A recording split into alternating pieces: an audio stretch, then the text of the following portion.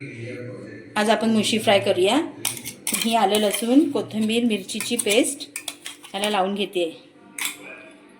हळद टाकते, 1 चमचा हळद, 1 चमचा काश्मीरी मिरची, 1 चमचा धना पावडर, अर्धा चमचा गरम मसाला आणि अर्धा चमचा मालवणी मसाला।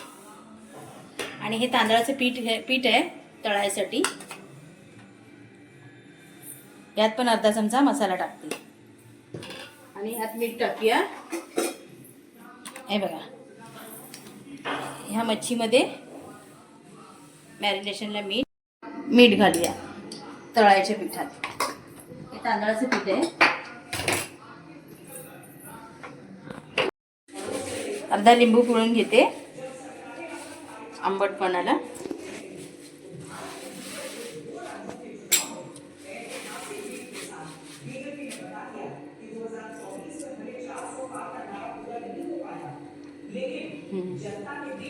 आता ह्याला मॅरिनेशन करून 15-20 मिनटं, जसं तुमच्याकडे वेळ असेल तसं अर्धा तास किंवा 15 ते 20 मिनटं सुद्धा चालून जातील। हे असं मॅरिनेशन करून ठेवूया आणि मग फ्राय करूया। फ्रायसाठी मी हे तांदळाच्या पिठामध्ये मीठ आणि मालवणी मसाला टाकला आहे, बाकी काही नाही टाकलं चालतं। हे आता अर्धा तास असंच मॅरिनेट करायला ठेवूया।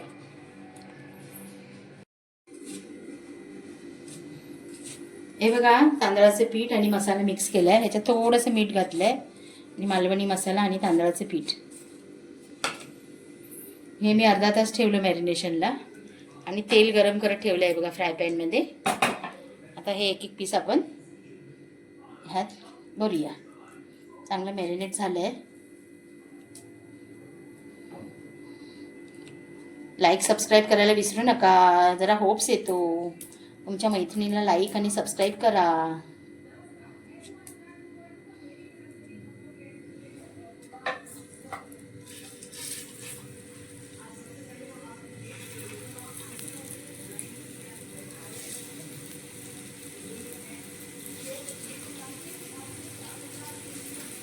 हे लहान मोठे पीस आहेत।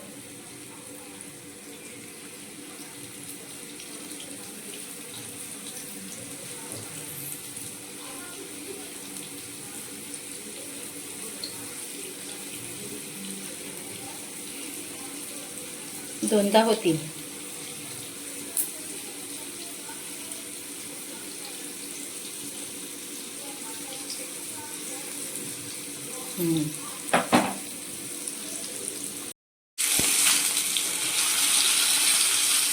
हे गॅस पलटी करायची।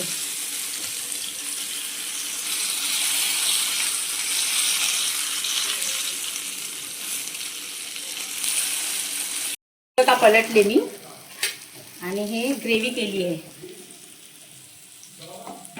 मुशी मच्छीची ग्रेव्ही मटणासारखी लागते छान। ही नेक्स्ट टाइमला मी दाखवीन।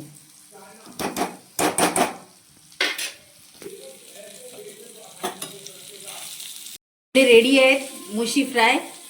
अजून एक सेकंड लॉट ह्याच्यामध्ये तयार होतोय आणि हा एक दोनदा मी फिश फ्राय केले। लाईक सबस्क्राईब करायला विसरू नका। कशी वाटली रेसिपी सांगा।